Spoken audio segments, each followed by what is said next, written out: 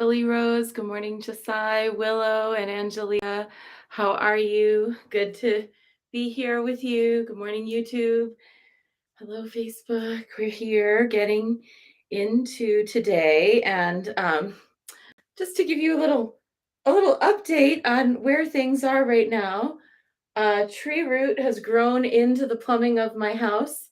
And so all of our plumbing is backed up. And then this morning, the internet went out for like 2 hours until just now when it finally came back. And I was like, okay, I can do it. I continued getting myself ready for practice just in case it actually worked. And I'm so glad it did. But today is definitely a day of dealing with things in the house. So that's where I'm at today. I hope you're doing well. I hope everyone's having a good one. Hi, Christina. Good to see you. And I hope that nobody else is going through all this. I know Jennifer, who sometimes tunes in, has been going through the same thing with her plumbing and potentially have tree roots. I know I'm not alone in this. It's just like every spring we have this tree root that just takes over this one pipe, but it's the main pipe. So we're going to today focus on clearing out obstacles and moving forward. And I'm so hoping that the plumber can come today because it's Friday. And otherwise it would be Monday. And that's kind of a long time to have to cope with this, but it is what it is. And we're going to just deal. So, hi, Mary Elizabeth. Good morning. And thank you. And hi, Danielle. Thank you everyone for being kind about it. Hey, Angelia says, hold space for all of the house maintenance warriors. Exactly. That's a good one today. All right, let's dive into our practice. We're going to begin with the prayer to Aphrodite.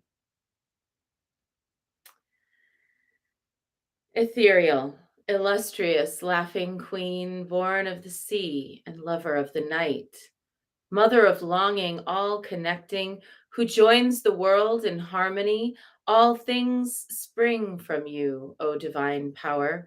The triple fates are ruled by your decree. All the works of craft and love yield to your hand. With a smile, O Aphrodite, you sway the all-encircling heavens, the fruitful earth, and the storming oceans. All obey you, all are awed by you, companion of the brumal god, beautiful goddess of marriage, mother of love, lover of the banquet, source of persuasion who grants secret favors. Illustrious born, seen and unseen, gentle lover, Lupercal, who smiles upon mortals, prolific, most desired life giver, kind goddess, wielder of the scepter of all the immortals, you bind mortals and every tribe of beasts in magic chains of mad desire.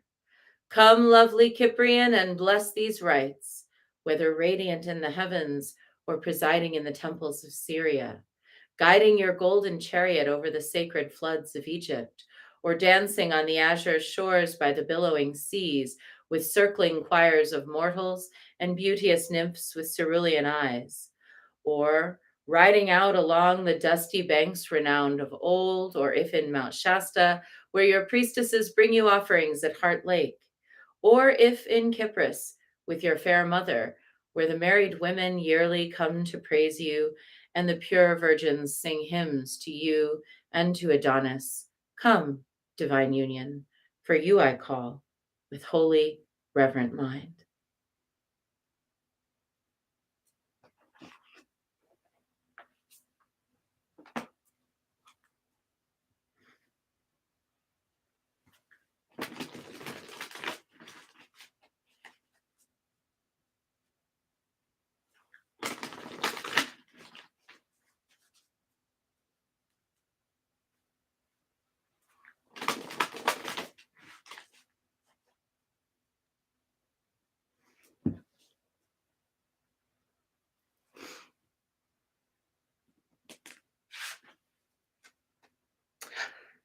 Today's card is Adventure. I am on sort of an adventure. It's not quite the adventure I was hoping for today, but it is what it is.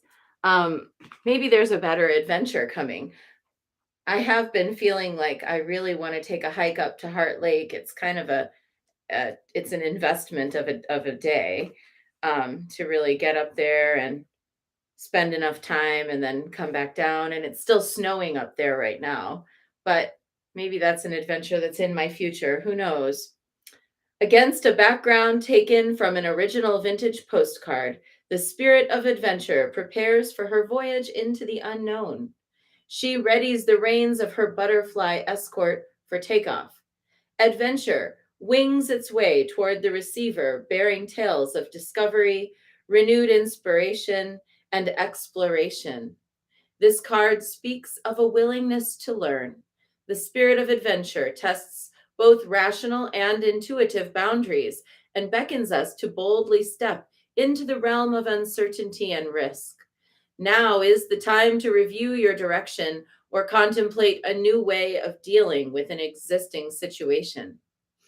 Inner or outer adventures have the power to inspire new perspectives, which may involve pain or discomfort as we find the courage to discard outmoded ideas and behaviors that no longer serve our journey.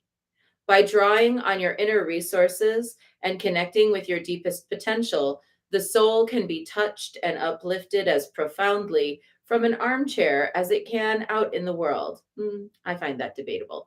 Adventure in any dimension compels us to overcome obstacles and move efficiently toward our goals and dreams. The presence of this card could also mark the start of a new phase in your life. Reset your internal compass, shake the dust from your wings, and head for new horizons. I do love that this card brings the spirit of discovery and of doing things differently. Laura asks, where's Heart Lake? Heart Lake is in the Siskiyous. Okay, so we have Mount Shasta, which is the big mountain, 14,000 plus feet. And then there's a valley. And then through the valley runs I-5, the highway. And then on the other side, there's the Siskiyous Range, which is a lower mountain range, not nearly as high as Mount Shasta. It's like like small mountains, but it's a beautiful crest of mountains. And up in that mountain range, there is Castle Lake and Heart Lake. There is the upper fork of the Sacramento River, which has my perfect swimming hole, and assorted other kinds, and Lake Siskiyou is at the base of that. So if you drive in Mount Shasta, if you go across the city, you across the valley and up into the Siskiyous, that's where you find Heart Lake. And it's a hike. And it's an interesting hike because it's not like marked in any way. Except there are some markers. There's these little like every once in a while you see some bedraggled little plastic piece of ribbon tied to a metal stick stuck in the ground, and that lets you know you're kind of on the right track. But it's quite a sort of strange hike. You have to go kind of over snow, you have to go, there's no path, and at various different points you're just kind of like climbing on rocks. But then once you get past that part, you come up and there's actually like a small peak in front of it. So you have to actually go either over or around that little mountain peak. And then you get there and you see the heart-shaped lake at the base of that. And from that mountain peak, you have a beautiful vista directly across to Mount Shasta. You can see down to Heart Lake right here. You can see down to like the other bodies of water below and the vast, pristine forest. So maybe someday some of you will come here and we'll go on a hike together up to Heart Lake and make offerings to Aphrodite. I went there last year for my birthday with a friend, and she took me up there, and we had such a good time. Although I wish I had known to wear my snow gear because it was still snowing up there in May. So I saw a woman from around here the other day posted pictures that she was up there playing in the snow yesterday, and it reminded me, oh, I want to go see it. So anyway, adventure. I do think that yes, it's true. We can take mental adventures and that's very important. But I also think that mental adventure isn't quite the same as embodied adventure. And of course, everybody's bodies are different in terms of what we can do comfortably, in terms of what we can do just, practically. But I do think that there is something to putting yourself out there and going and doing something that's outside of your usual physical habits that awakens a neural network in your brain and makes you see things differently, perceive things differently in the world. And I also think that witnessing your physicality in a new space gives you an opportunity to interact with um, the self in a new way. It's like you are who you know you are, but once you get into an unfamiliar environment, you are this other whole being. You you are a being that's never been there before. So you have an entire way of discovering yourself afresh.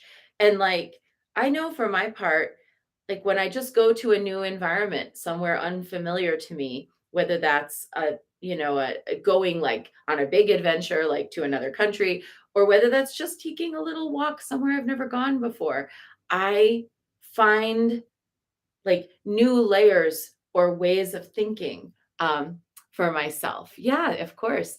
Um, and yes, wouldn't it be great? Let's go. We all see. It seems like we all want to go. Let's go. Um, and welcome Gracie and welcome Emily and hello Marvel. Um, so let's think about today.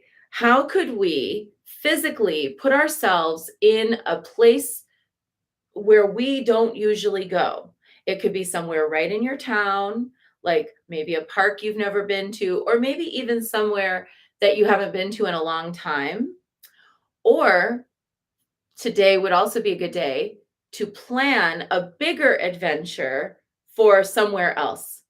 I think it's so interesting. Just this week, I've been wrapping up some plans for my fall pilgrimages, and the final plans for the England pilgrimage all came together this week. And yesterday I reached out to several of our sisters in the UK to schedule time for the priestesses coming to England to meet up with them. And I'm super excited about getting the temples together and having a little time together of sisterhood. And we were talking about doing a ritual together for world peace while we're there. So there, and especially in Glastonbury, which is the heart chakra of the earth. And typically, when I go to Glastonbury, because there's a red and white spring in Glastonbury, red spring, high iron content, white spring, high silica content. Um, and they run together in Glastonbury. And there's also a red and white spring that run together here in the Siskiyous, actually, also up in that similar area. It's like a couple miles away from Heart Lake, but there is a place where a high iron content spring and a high silica content spring run together. And I typically go up there before I go to Glastonbury, and I gather water from the red and white spring here at the root chakra of the world, and I bring it to Glastonbury and make an offering of it at the heart chakra of the world. And then I gather water there and bring it back and pour it here. So I'm sort of in the midst of planning and thinking about that and what I'm going to do with that. And then the other thing that I do, I feel like for me today, this message is like prepare your waters, start thinking about the waters, because I will bring water from Mount Shasta to Mount Parnassus in Delphi and make offerings of that water there, and then collect water from the Castalian spring and bring it home. I will I will bring water from Mount Shasta with me to Turkey. And even though I don't have anywhere on the itinerary in Turkey that has that I know of that has a sacred spring, I will nonetheless probably encounter one along the way. And if nothing else, I'll pour out the water from Mount Shasta at the spot of Aphrodisias and then gather water there, even just from the tap, and bring it and pour it out here. And then in England, we will do water exchange for the red and white springs. So this is like, for me, one of the thoughts is gather your waters. Let me ask you, maybe this could be a shared adventure today. Would you like to gather some water from a sacred body of water near where you live? And you could put it in a little vial. It could be from a lake, river, or stream, or it could be from a well, or it could be any natural source. If you wanted to, you could send that water to me and I could include it in my water offerings. Would that be something you'd like to do? I would love it. Or you could even gather rainwater. We have time. I'm not leaving until September. So maybe today is a good way for us to think about sending, if you want to, you could send me water from your sacred waters near you and just in a little vial, make sure it's labeled so that I know. And I would be glad to then take that and mix it all into one water and take it and use it for the offerings. And then you are kind of coming with me on the journey. The other thing you could do is if you're sending me water, you could send me a rock from your place, and I will take that rock up onto Mount Shasta where I've been putting stones from various places under this one consecrated tree that the temple works with up there. So if you felt like you'd like to send me a rock as well as some water, I would love it. You can find how to mail to me on the Sacred Well website.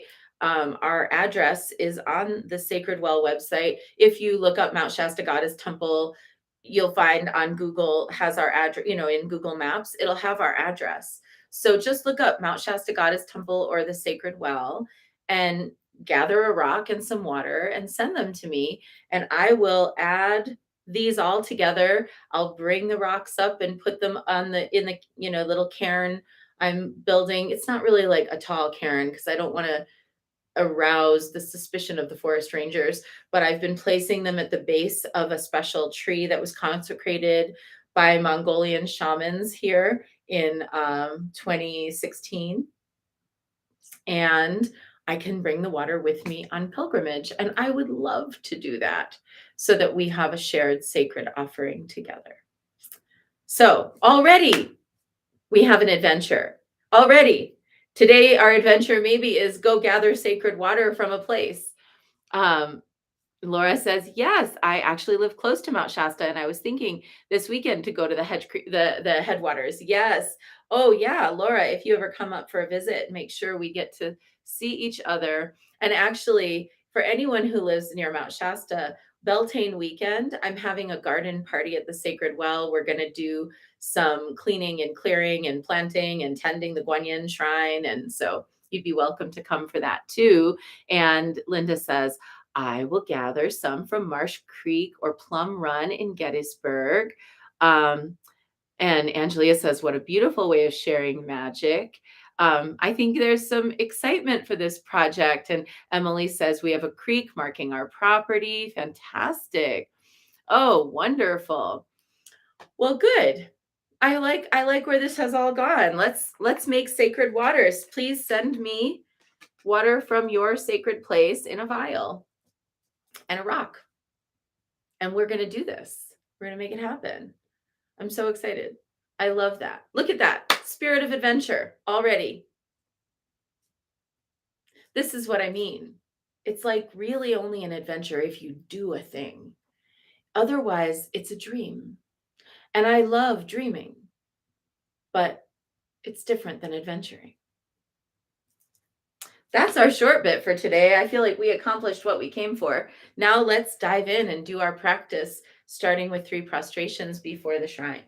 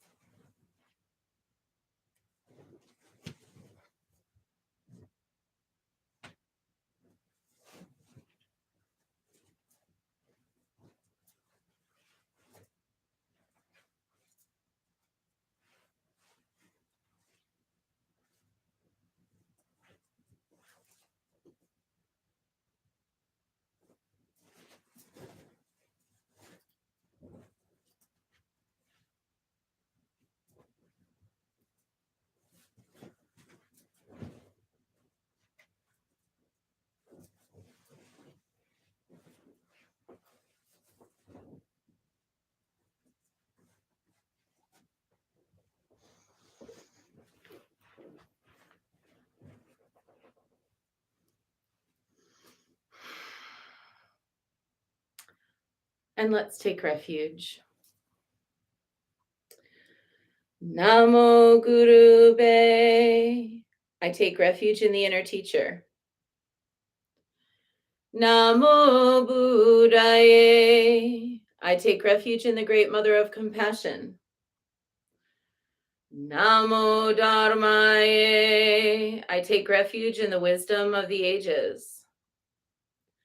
Namo Sanghaye. I take refuge in the community of practitioners. And let's set our intention, a person, place, situation, or circumstance that will benefit from today's practice, and just holding in our hearts whoever we know who's struggling today.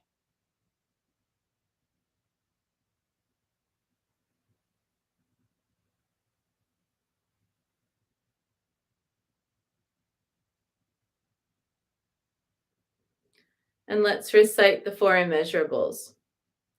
May I be a source of loving kindness in this world and all worlds, bringing a generous heart to all my thoughts and doings. May I be a vehicle of compassion in this world and all worlds, ever mindful and aware of the tremendous suffering of others.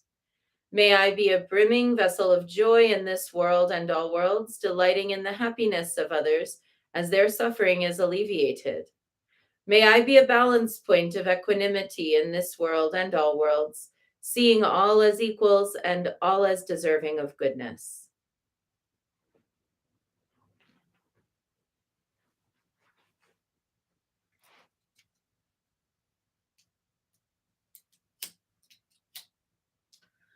I light this candle as a symbol of the enlightening Dharma way. May it shine brightly for the benefit of all beings.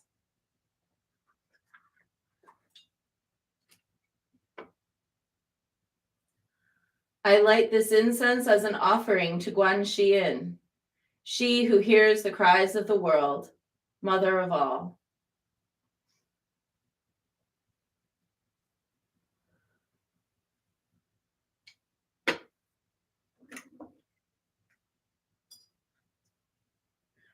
Om Ahum.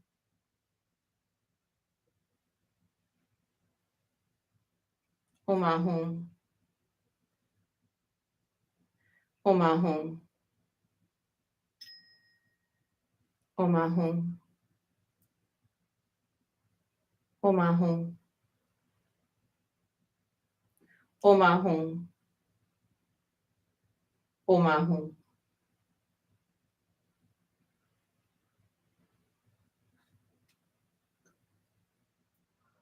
Om Ahum. Om Ahum. Om Ahum. Om Ahum. Om Ahum. Om Ahum. Om Ahum.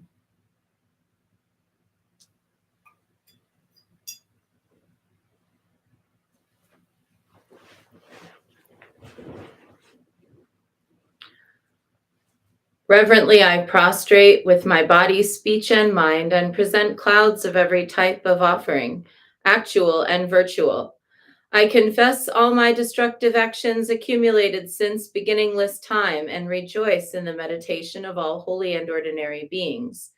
Please, Guanyin, remain until the end of samsaric existence and turn the wheel of Dharma for sentient beings. I dedicate my own merits and those of others to the great enlightenment.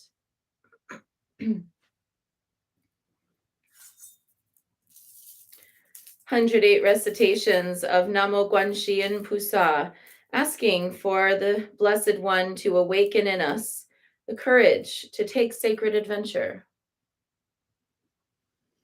Namo Guanxian Pusa, Namo Guanxian Pusa, Namo Guanxian Pusa, Namo Guanxian Pusa, Namo Guanxian Pusa, Namo Guanxian Pusa, Namo Guanxian Pusa, Namo Guanxian Pusa.